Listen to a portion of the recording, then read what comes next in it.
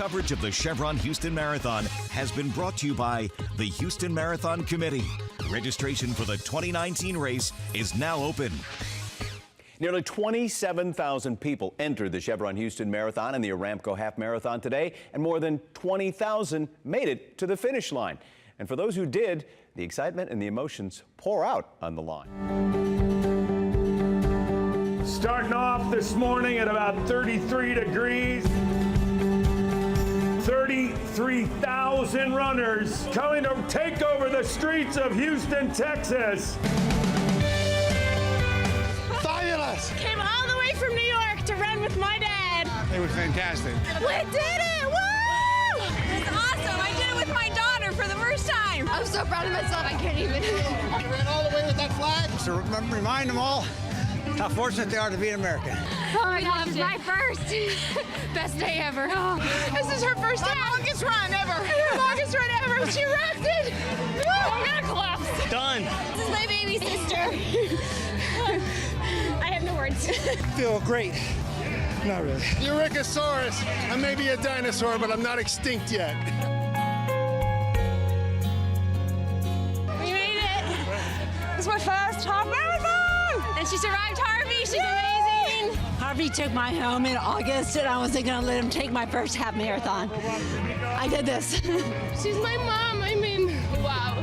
And she's the best. I admire her. She's my example. This is my brother. A year ago, I weighed 100 pounds more than I do today. Anything's possible. We were supposed to run together in 2015, and she ended up getting sick, and so she wasn't able to run. So the fact that she finished it today, I did it, and we did it together. It was so awesome. I finished for Craig, my husband. I just didn't know if I was going to make it. We're so excited. We did! Ah! Thank you very much. Houston strong! Houston strong! There's 326 miles. Everybody's a winner! Houston strong! Wow. I love those reactions at the finish line. Callum Neff was a miler at U of H. You'd run some ultra marathons. First marathon was Houston in 2014. Do you remember what it felt like crossing that finish line? Exhausted. Yeah. But emotions are always really high on the finish line. You know, seeing your family and all the reasons that you've been running kind of all pour out at that point.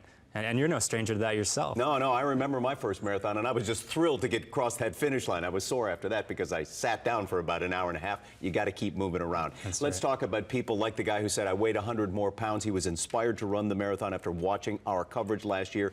What do you do if you're sitting there tonight and you say, registration open today, by the way, for next year's marathon at 3 o'clock, and you want to run next year the half or the full? How do you begin? Yeah, a lot of the runners around today are probably thinking, I'm never going to run again. But tomorrow they're going to wake up and they feel a little better, and registration did open. So if you've never run before, definitely find some camaraderie. There's lots of groups in Houston, lots of teams. There's coaches and athletes that you can join together and start your training now.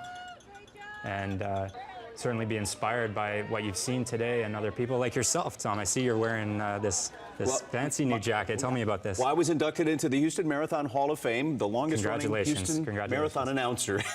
It was a very great honor. This was back in November. I was awarded the Marathon Hall of Fame jacket, and I was very humbled by it. So I thank you to the Houston Marathon Foundation and to the marathon itself for that. Wow. And what another incredible day we had out there. And we do have to thank more than 7,500 volunteers who make this race, Callum. Without them, it wouldn't be possible.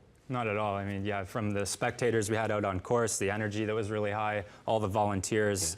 Yeah, it really takes an army, and Houston once again came together. Yeah, and it takes our army here at Channel 13. Our crew does an incredible job helping us cover this event. Without their work and dedication, we couldn't do it. So, for David Nuno and Callum Neff, we thank you all for joining us, and maybe thinking about running next year. We'll see you at the finish.